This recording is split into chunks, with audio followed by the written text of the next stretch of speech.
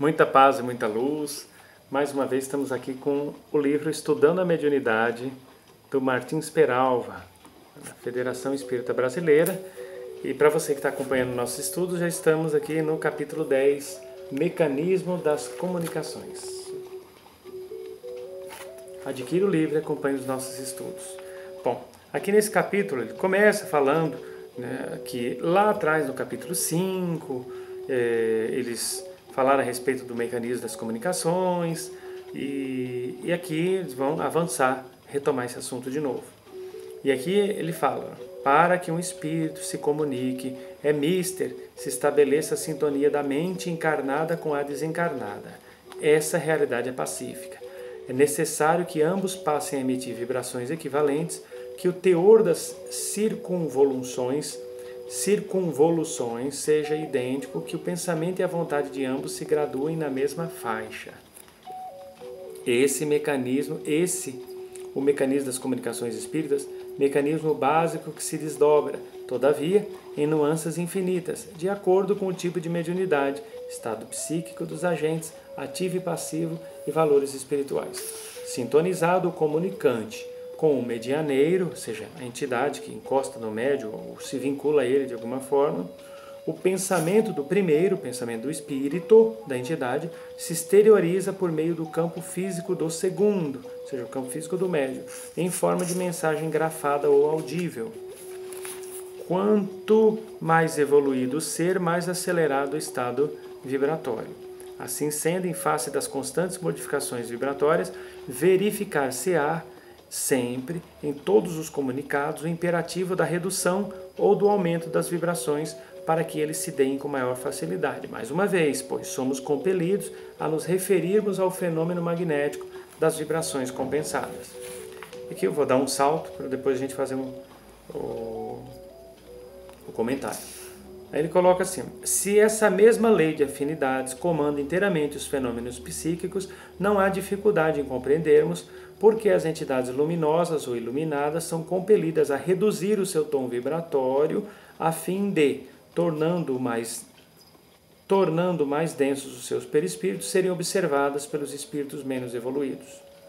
Os espíritos cujas vibrações se processam aceleradamente, devido à sua evolução, graduam o pensamento e densificam o perispírito quando desejam transmitir as comunicações, inspirar os dirigentes de trabalhos mediúnicos ou os pregadores ou expositores do Evangelho e da doutrina, como no caso de Raul Silva, que recebe a benéfica influência do instrutor Clementino a fim de melhor conduzir a doutrinação do desventurado espírito.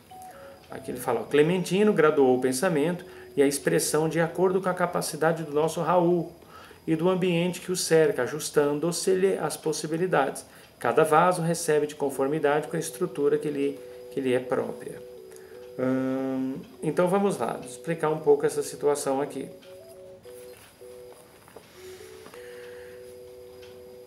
A sintonia, ela acontece por afinidade vibracional. Então, se você, médium, está desenvolvendo, seja num trabalho doméstico, em casa com a família, vocês fazem lá o Evangelho no lar, e tem um determinado momento em que vocês reservam para a prática da mediunidade, não há problema algum. Se você está dentro de um centro, seja de umbanda, de kardecismo, de divinismo, de catimbó, enfim, a modalidade que você sentiu no coração de seguir. Nenhuma está errada. Seja onde você estiver desenvolvendo a sua mediunidade, se a sua entidade não está conseguindo se manifestar, se você não está conseguindo senti-la direito, ouvi-la direito, captá-la direito, é porque vocês não estão na mesma sintonia. Ou ela tem que baixar mais o tônus vibratório dela, ou você tem que subir o seu. Ou os dois. Ele baixa um pouco, você sobe um pouco o seu e vai. Como é que se sobe o tônus vibratório? Se você quer trabalhar com uma entidade mais evoluída, um espírito de luz, você precisa ir se desprendendo das coisas que lhe vinculam à matéria. O apego, o orgulho, os melindres, a competitividade doentia, aquelas mágoas que ficam te prendendo a assuntos do passado que já foram, já não fazem mais sentido. Você tem que ir se desligando. Como é que se faz isso? Com bastante estudo e prática da caridade. Você vai acostumando o seu espírito a estar numa frequência melhor. Chega uma hora que ele não volta mais para a frequência anterior porque não serve mais. É como uma pessoa que faz musculação. De tanto fazer musculação, chega uma hora que o músculo dela já adquiriu um certo desenvolvimento que ele não retrocede tanto. Continua uma pessoa sempre musculosa, mais que às vezes não pratique mais aqueles exercícios do modo que praticava, o corpo daquela pessoa não é o mesmo de um que nunca praticou. Mesma coisa o médium que estuda, o médium que pratica a caridade e o trabalho mediúnico, ele é diferente de um médium que nunca praticou. Tudo na vida é assim. Então, se você quer elevar seu padrão vibratório, corra atrás. Assim como o espírito que tenta se comunicar com você e tenta baixar o tônus vibratório. Como é que ele tenta baixar o tônus vibratório? Se vinculando a você pela vontade de trabalhar através dos seus propósitos. Então, o espírito ele tem um determinado propósito de ajudar as pessoas através da sua mediunidade.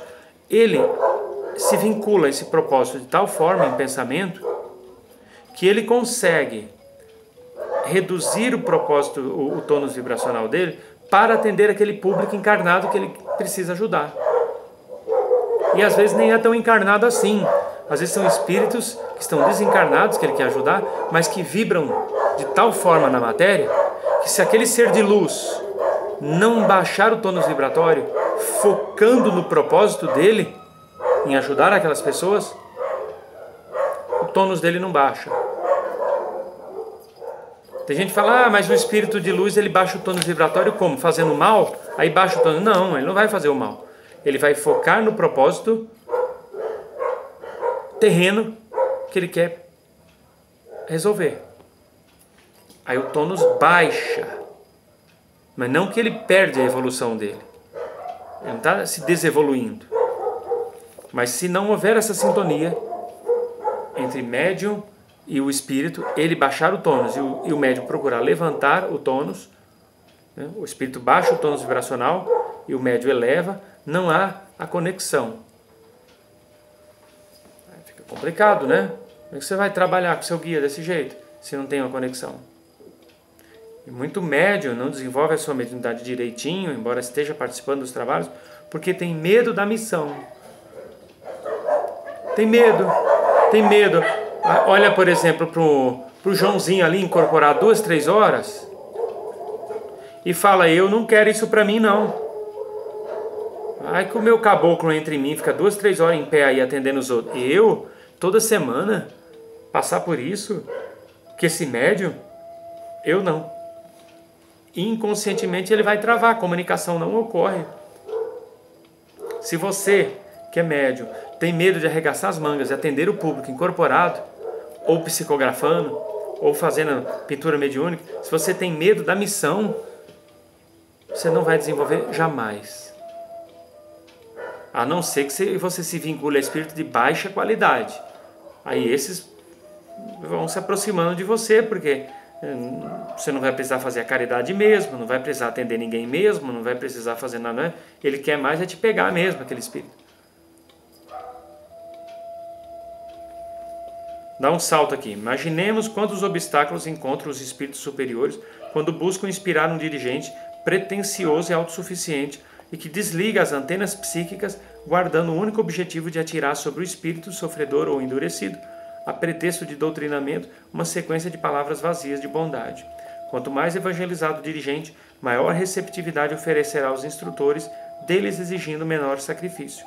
Quanto mais esclarecido e bondoso o médium, maior a sintonia com os espíritos elevados, reduzindo, igualmente, a cota de sacrifício dos abnegados instrutores. Bom, aqui ele já está falando um pouco da prática doutrinária, né? Nas reuniões mediúnicas, quando os espíritos vêm em busca de ajuda, você não tem que doutriná-los.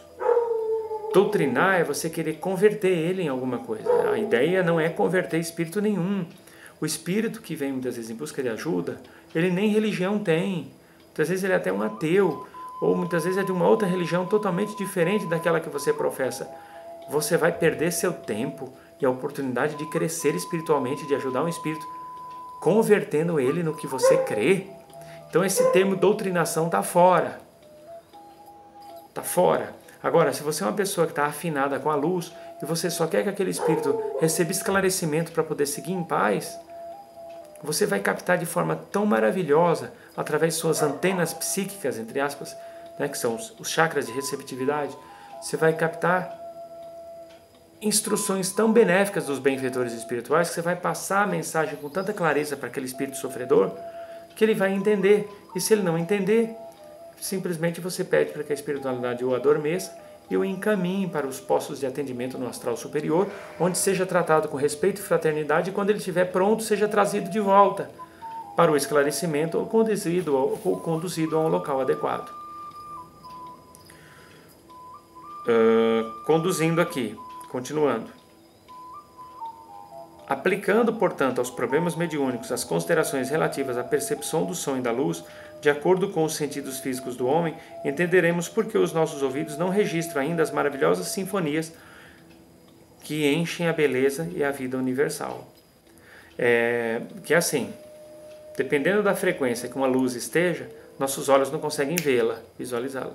E dependendo da frequência que um som tenha, nossos ouvidos não conseguem captar. Então, se um espírito tiver o tônus vibracional muito elevado, o nosso cérebro perispiritual não consegue entrar em sintonia com a frequência daquele espírito. Então, não há comunicação desse jeito. Não existe a mediunidade nesse momento. Não existe como você ser intermediário de um espírito deste.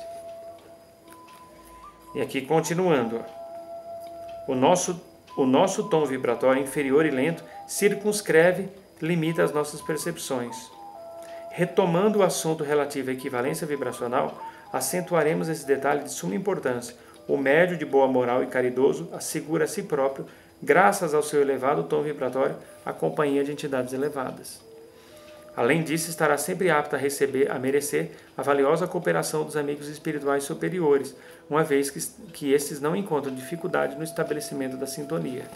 Um guardião, muitas vezes, só pode te dar o livramento, um Exu, um tranca-rua, uma pomba-gira, ele só pode te livrar de um mal se você estiver vibrando elevado como ele vibra. Tem gente que pensa que os Exus, tranca-ruas e pomba-gira são espíritos inferiores, né? Não, esses espíritos que você vê por aí enchendo a cara, xingando palavrão adoidado, jurando os outros de morte, dando altas gargalhadas e fazendo horrores, podem estar até se passando por Exus, tranca-ruas e pomba-giras, mas os Exus, tranca-ruas e pomba-giras, eles são muito ocupados, eles não têm tempo para ficar vindo encher cara, nem xingar palavrão, nem dar em cima de mulher ou de marido, ou de moça, ou de homem solteiro, de ninguém, ou nenhum. Os guardiões são espíritos evoluídos. Se você quer a proteção deles, para que você possa facilitar o trabalho deles em lhe ajudar, evolua espiritualmente para que você esteja no patamar deles. Aqui fala, já o médium descuidado ante o problema da própria renovação interior é sempre um instrumento que dificulta o intercâmbio. Detalhe, eu vou acrescentar aqui, esses médios é que atraem esses espíritos se passando por Exus, tranca-ruas e pomba-giras, que usam a matéria deles para beber pra caramba, para fumar pra caramba, para xingar palavrão pra caramba, para praticar coisas absurdas em demasiado, quando na verdade são verdadeiros quiumbas se passando por guardiões, porque o verdadeiro guardião não se presta a esse desserviço. Aqui fala que o Leon Denis, um grande célebre pesquisador do espiritismo do século XIX, o espírito libertado pela morte se impregna de matéria sutil e atenua suas radiações próprias a fim de entrar em uníssono com o médium. Conclui-se das palavras do filósofo francês que os espíritos dispõem de recursos para reduzir ou elevar o tom vibratório da seguinte forma.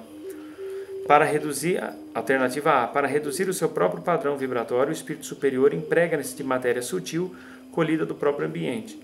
B. Para elevar o tom vibratório do médium, o espírito encontrará na própria concentração ou transe daquele os meios de ativar as vibrações. Então veja bem,